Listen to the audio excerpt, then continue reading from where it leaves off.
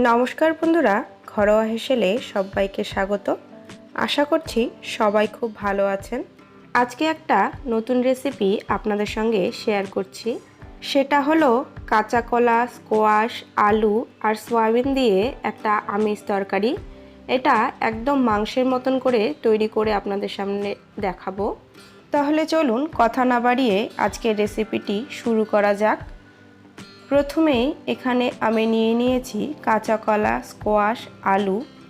এগুলোকে আমি একটু ছোট ছোট টুকরো করে নিয়েছি। আপনারা আপনাদের মতো করে সাইজ করে নেবেন। এদিকে আমি কিছু পরিমাণ সয়াবিন ভিজিয়ে রেখেছিলাম। ভিজিয়ে রাখার পর আমি সয়াবিনগুলোকে এভাবে চিপে চিপে তুলে নিয়েছি। এখন এদিকে কড়াই বসিয়ে দিয়েছি। কড়াইয়ে দিয়ে দিলাম তেল। তেলের মধ্যে দিয়ে দিলাম 1 চিমটে লবণ আর 1 চিমটে হলুদ। এবার লবণ আর হলুদটাকে ভালো করে মিশিয়ে নিচ্ছি। তেলটা গরম হয়ে গেছে। এখন আমি সয়াবিনগুলোকে একটু ভেজে নেব।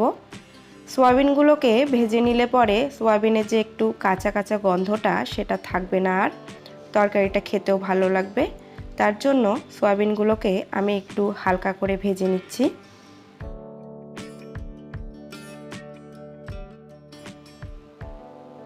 সয়াবিনগুলো খুব তেল টানে, তাই অল্প পরিমাণে তেল দেবেন, নাহলে সয়াবিনের ভেতরে অনেক তেল থেকে যাবে। এখন আমি সয়াবিনগুলোকে তুলে নিচ্ছি। সয়াবিনগুলো আমার খুব ভালো করে ভাজা হয়ে গেছে।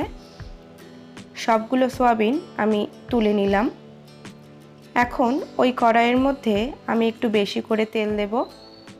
মাংস যেরকম করে রান্না করে ঠিক সেরকমই রান্না করব, তার জন্য একটু বেশি পরিমাণেই তেলটা লাগবে।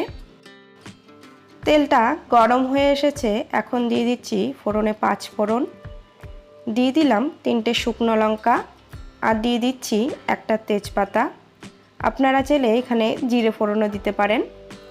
এখন ফোড়নগুলোকে একটু ভেজে নিচ্ছি। ফোড়নগুলো থেকে একটু মিষ্টি গন্ধ বেরোলেই আমি এখানে দিয়ে দেব পেঁয়াজ। আমি পেঁয়াজগুলোকে একদম মিহি করে পেস্ট করিনি, খুব অল্প পরিমাণে পেস্ট করেছি। এখন পেঁয়াজগুলোকে আমি তেলের সাথে একটু ভেজে নেব। এখানে আমি 2টো পেঁয়াজ নিয়েছি, একটু মিডিয়াম সাইজের।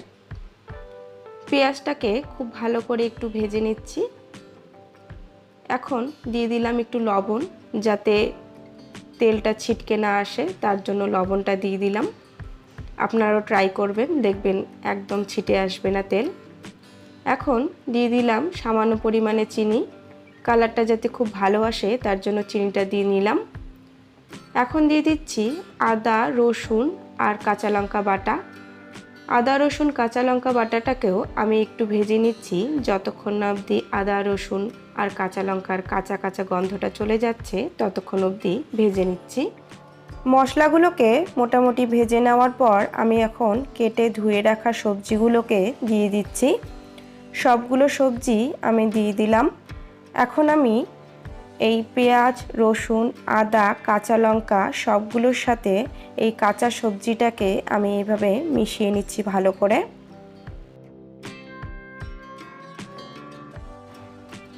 এখন দিয়ে দেব স্বাদ অনুযায়ী লবণ। আপনারা আপনাদের স্বাদ অনুযায়ী লবণটা দিয়ে দেবেন। এখন দিয়ে দিচ্ছি 1 চামচের মতন হলুদ গুঁড়ো।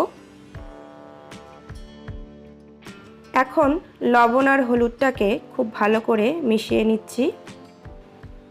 আপনারা যারা আমার চ্যানেলটিকে এখনও পর্যন্ত সাবস্ক্রাইব করেননি তারা প্লিজ আমার চ্যানেলটিকে সাবস্ক্রাইব করে দেবেন এবং পাশে থাকা বেল আইকনটিতে অবশ্যই ক্লিক করে দেবেন, যাতে পরবর্তী রান্নার নোটিফিকেশন আপনার কাছে তাড়াতাড়ি পৌঁছে যায়। এখন দিয়ে দিলাম 1 চামচের মতন কাশ্মীরি লাল লঙ্কার গুঁড়ো আর দিয়ে দিচ্ছি 1.5 টেবিল চামচের মতন ভেজে রাখা জিরে গুঁড়ো আর দিয়ে দিলাম 2টো কাঁচা লঙ্কা। এখন গুঁড়ো মশলাগুলোকে ভালো করে সবজিগুলোর সাথে এভাবে মিশিয়ে নিচ্ছি।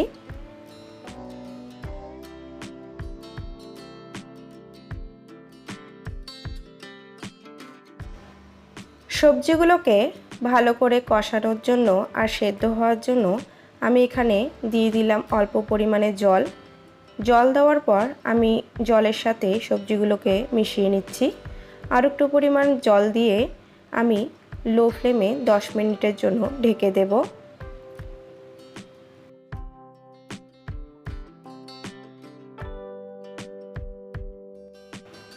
দশ মিনিট পর আমি ঢাকনাটা তুলে নিলাম।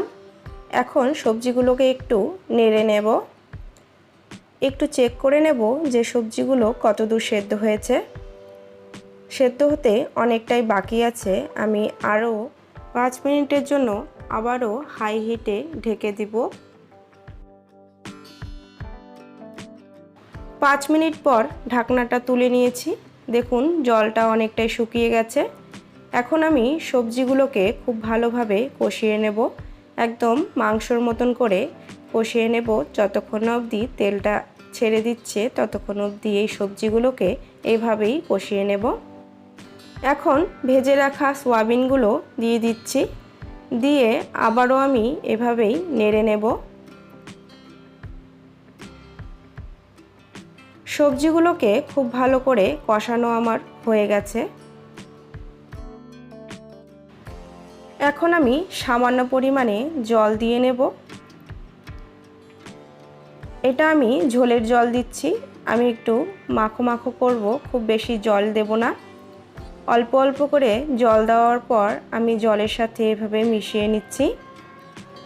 আমি আর একটু পরিমাণে জল দেব। ঝোলের জলটা আপনাদের প্রয়োজন অনুসারে দেবেন। কতটা মাখো মাখো করবেন, কতটা ঝোল করবেন তার উপর ডিপেন্ড করে জলটা দেবেন।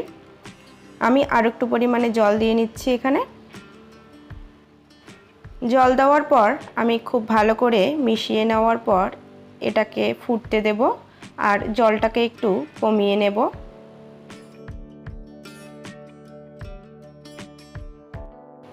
দেখুন ঝোলটা ফুটতে শুরু করে দিয়েছে। এখন আমি শেষে দিয়ে দিলাম অল্প পরিমাণে গরম মশলা, শুধু সেন্টের জন্য। আপনাদের কাছে যদি ধনেপাতা থেকে থাকে তাহলে ধনেপাতাটা দিয়ে দেবেন, খেতে দারুণ লাগবে। রান্নাটা প্রায় আমার পুরোপুরি কমপ্লিট হয়ে গেছে। একদম মাংসের মতন করে সবজি দিয়ে তৈরি করে নেওয়া এই রেসিপিটি। আপনাদের আজকের রেসিপিটি কেমন লাগলো অবশ্যই আমাকে কমেন্টে জানাবেন। আর বাড়িতে একবার হলেও ট্রাই করে দেখবেন, গরম ভাতের সঙ্গে দুর্দান্ত লাগে। আর প্লিজ আমার চ্যানেলটিকে সাবস্ক্রাইব করতে একদমই ভুলবেন না। লাইক শেয়ার করবেন। আজকের জন্য এইটুকুই। পরের দিন আরও একটি নতুন রেসিপি নিয়ে আপনাদের সামনে হাজির হয়ে যাব।